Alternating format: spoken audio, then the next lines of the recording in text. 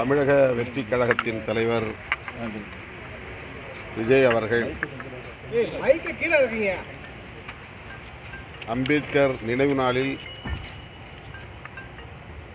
அம்பேத்கர் தொடர்பான நூலை வெளியிட்டிருப்பதும் அம்பேத்கர் அவர்களை பற்றி பேசியிருப்பதும் பெருமை அளிக்கிறது. இன்றைக்கு பொது நீரோட்டத்தில் அம்பேத்கர் அவர்கள் வெகுவாக பேசப்படுகிறார். அந்த வரிசையில் விஜய் அவர்களும் விகடன் பதிப்பகத்தாரின் எல்லோருக்குமான தலைவர் அம்பேத்கர் என்கிற நூலை வெளியிட்டிருப்பது வரவேற்புக்குரியது, பாராட்டுதலுக்குரியது. அந்த நிகழ்வில் நான் பங்கேற்க இயலாமற் போனதற்கு திமுக அல்லது திமுக தலைமையிலான கூட்டணி கட்சிகள் கொடுத்த அழுத்தம் என்பதை போன்ற கருத்தை அவர் பதிவு செய்திருக்கிறார். அதில் எனக்கு உடன்பாடு இல்லை. அப்படி எந்த அழுத்தமும் இல்லை என்பதை நான் தெளிவுபடுத்தியிருக்கிறேன். அழுத்தம் கொடுத்து அதற்கு இணங்கக்கூடிய அளவுக்கு நானோ அல்லது விடுதலை சிறுத்தைகள் கட்சியோ பலவீனமாக இல்லை என்பதையும் பதிவு செய்ய விரும்புகிறேன். இந்த நிகழ்வில் நான் பங்கேற்காமல் போனதற்கு திரு விஜய் அவர்கள் காரணமில்லை. அவருக்கும் எங்களுக்கும் எந்த விதமான சிக்கலும் இல்லை. ஆனால் எங்கள் இருவரையும் வைத்து, அதாவது விஜய் திருமா இருவரும் மேடையில் ஏறப்போகிறார்கள் என்று அதிகாரபூர்வமாக நிகழ்வு உறுதிப்படுத்தப்படாத நிலையிலேயே அரசியல் சாயம் பூசியவர்கள் யார், அதற்கு என்ன பின்னணி என்பதை ஆய்ந்து பார்க்க வேண்டிய தேவை உள்ளது. அவர்கள் எந்த பின்னணியில் இயங்குகிறார்கள், எப்படி இந்த செய்தியை வெளியிட்டார்கள், அதை ஒட்டி சமூக ஊடகங்களில் வாதிட்டவர்கள் எந்த பின்னணியிலிருந்து கருத்துக்களை முன்வைத்தார்கள் என்பது முக்கியமானது. ஏறத்தாழ 1/4 நூற்றாண்டு காலம் தேர்தல் அரசியல் களத்திலே நாங்கள் நிற்கிறோம். ஓரளவுக்கு எங்களாலும்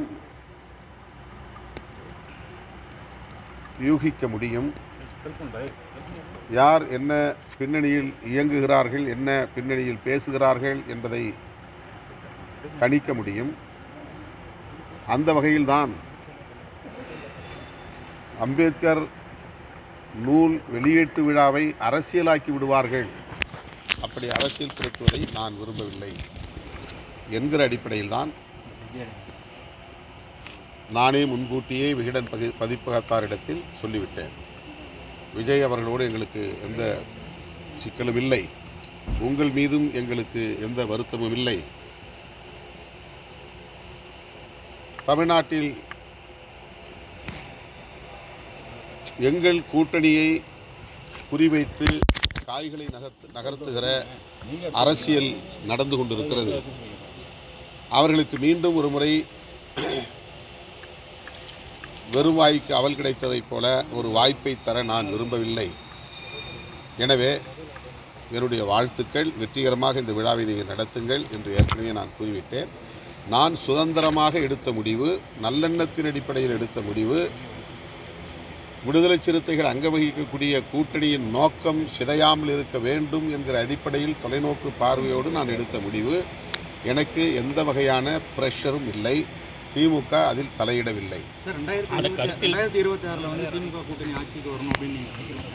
ஆனால் வந்து மன்னர் ஆட்சி வந்து 2026 வரக்கூடாதுன்னு உங்கள் கட்சியோட துணை பொதுச் செயலாளர் சொல்கிறாரு. அது திமுகவை மீன் பண்ணுறதா இருக்குது. அதை பற்றி நீங்கள் என்ன சொல்றீங்க? விடுதலை சிறுத்தைகள் கட்சியில் அவர் இருந்தாலும், துணை பொதுச் செயலாளர் பொறுப்பிலே அவர் இருந்தாலும், வாய்ஸ் ஆஃப் காமன் என்கிற அமைப்பின் சார்பில் அவர் அந்த நிகழ்விலே பங்கேற்றார் என்பதுதான் உண்மை. விகடன் பதிப்பகமும் வாய்ஸ் அண்ட் காமன்ஸ் என்கிற அந்த நிறுவனமும் இணைந்து அந்த புத்தகத்தை கொண்டு வந்திருக்கிறார்கள். வாய்ஸ் ஆஃப் காமன் என்பது ஒரு நிறுவனம், தேர்தல் உத்திகளை வகுக்கக்கூடிய நிறுவனம். அது கோ பப்ளிஷர், இணை வெளியீட்டாளர் என்கிற அடிப்படையில் எல்லோருக்குமான தலைவர் அம்பேத்கர் என்கிற நூலை வெளியிடுவதில் ஈடுபட்டிருக்கிறது. ஆகவே அவர் முக்கியமான ஒரு பங்கை வகிக்கிறார் அந்த நூல் வெளியீட்டில். எனவே அந்த நிகழ்வில் அவர் பங்கேற்றார். அவர் சொல்லியிருக்கிற கருத்துக்கு அவர் மட்டுமே பொறுப்பு, கட்சி பொறுப்பல்ல. அது ஒவ்வொரு தனி மனிதருக்கும் ஒரு சுதந்திரம் இருக்குது, கருத்து சொல்லலாம். கட்சிக்குள்ள 100 பேர் இருக்கிறோம், 100 கருத்து சொல்ல முடியும். இல்லை, அவர் தொடர்ந்து திமுகவுக்கு எதிராகவே கருத்துக்களை பதிவு செய்கிறார். அவர் மீது கட்சி நடவடிக்கை எடுக்கப்படும். ஏனென்றால் அவர் கட்சி சார்பாக இல்லைங்க, ஆனால் அவர் அப்படிதான் இல்லை கட்சியில் இருக்கிறாரு. அந்த கருத்து அவருடைய தனிப்பட்ட கருத்து, அவ்வளோதான். அதில் விடுதலை சிறுத்தையில் அந்த கருத்தை கிளைம் பண்ணல. உங்களுடைய மனசாட்சி அங்கே தான் இருக்குது, அந்த நிகழ்ச்சியில் தான் இருக்குன்னு சொல்லிட்டு தான் அவர் பேசுகிறாரு. ஒருவேளை உங்கள் மனசாட்சியாக அவர் பேசியிருக்காரா? அவர் ஒரு நம்பிக்கையில் சொல்கிறாரு. இந்த மாதிரி நான் கலந்து கொள்ள முடியலங்கிற ஒரு வருத்தம் அவருக்கு இருக்குது, ஒரு ஆதங்கம் இருக்குது. தன்னை ஆற்றுப்படுத்திக் கொள்ளக்கூடிய வகையிலே அவர் அந்த கருத்தை சொல்லியிருக்கிறார். உங்களுக்கு வருத்தம் இல்லையா?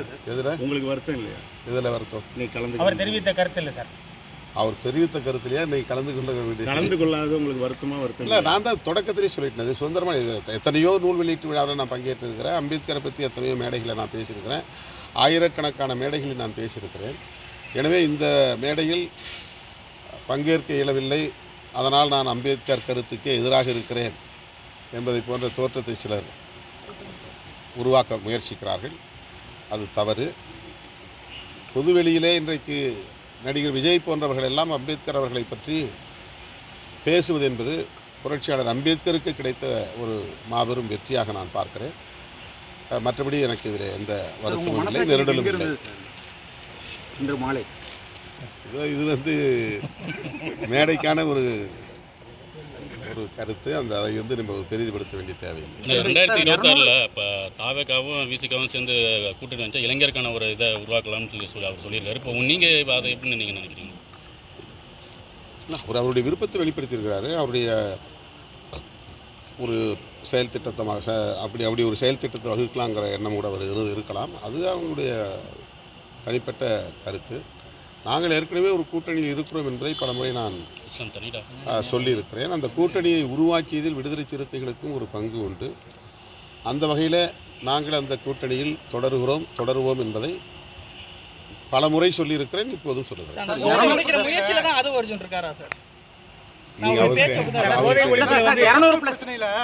மக்கள் பிரச்சனையில நான் இந்த போட்டோ ஷூட் நடத்துறது, ட்வீட் போடுறது, அவங்களுக்காக அறிக்கை விடுறது, இந்த மாதிரி சம்பிரதாய அரசியல் எனக்கு விருப்பமே இல்லை. என்ன செய்யறது, நானே ஆனால் சம்பிரதாயத்துக்கு இதெல்லாம் செய்ய வேண்டியிருக்கு அப்படின்னு சொல்றாரு. இது அரசியல் கட்சி தலைவரா அதுதான் அவருக்கு உடன்பாடு இல்லை. ஆனாலும் அதுக்கு உடன்படக்கூடிய நிலை, இதுதான் அரசியல். அரசியலை நோக்கி, அதிகார மையத்தை நோக்கி போக போக நாம் நிறைய கற்றுக்கொள்ள நேரிடும். 200+ அதைத்தான் அவர் இன்றைக்கு அவர் வெளிப்படுத்தி 200+ தொகுதியில் நீங்கள் ஜெயிக்கணும்னு சொல்றீங்க. ஆனால் அவங்க இருமாப்பு அப்படின்னு சொல்லி விஜய் பேசியிருக்காரு. மைனஸில் போயிடுவீங்க 2026ன்னு சொல்லியிருக்காங்க. இதுக்கெல்லாம் கருத்து சொல்ல முடியாது. அவருடைய கருத்தை அவர் சொல்லியிருக்கிறார். அதுக்கு அதை விட கூடுதலான விளக்கம் தேவைன்னா அவர்கிட்ட தான் நீங்கள் பேசுங்க. போதை ஒழிப்பு மாநாடு நடத்தினீங்க, அதுக்கு அடுத்த கட்டமாக அது சம்பந்தமாக என்ன முயற்சி? நாங்கள் இப்போ கட்சியின் மறுசீரமைப்பு நடவடிக்கைகளில் ஈடுபட்டு வருகிறோம். அதன் பிறகு எல்லா ஒன்றியங்களிலும் மது ஒழிப்பு மகளிர் குழுவை நாங்கள் கட்டமைக்கிருக்கிறோம். அந்த மகளிர் குழுவினருக்கு மது ஒழிப்பு தொடர்பான விழிப்புணர்வு பிரச்சாரங்களை அல்லது பயிற்சியை நாங்கள் தர திட்டமிட்டிருக்கிறோம். இது ஒரு நீண்டகால செயல் திட்டம். அதற்கான அடிப்படை பணிகளை இந்த மறுசீரமைப்பு முடிந்தவுடன் மேற்கொள்வோம். ஆதவ் அர்ஜுன் மீது நடவடிக்கை எடுக்கப்படுமா? ஏற்கனவே கேட்டிருந்தோம். திமுக தொடர்ந்து காப்பாத்துறீங்க, நீங்க எல்லாம் ஒன்னா இருக்கீங்க. அதாவது திமுக தலைமையிலான கூட்டணியில் விடுதலை சிறுத்தைகள் அங்கம் வகிக்கிறது. இந்த நிலையிலே திமுக கூட்டணியில் குழப்பத்தை ஏற்படுத்தும் வகையில் அவர் கருத்து தெரிவித்து வருகிறார் என்பது உண்மை. அவரிடம் விளக்கம் கேட்போம், உரிய விளக்கம் கிடைக்கும் என்று பார்ப்போம். அதன் பிறகு இயக்க முன்னணி தோழர்களோடு கலந்து தலைமைக்கு கட்டுப்படாதவராக இருக்கிறார்.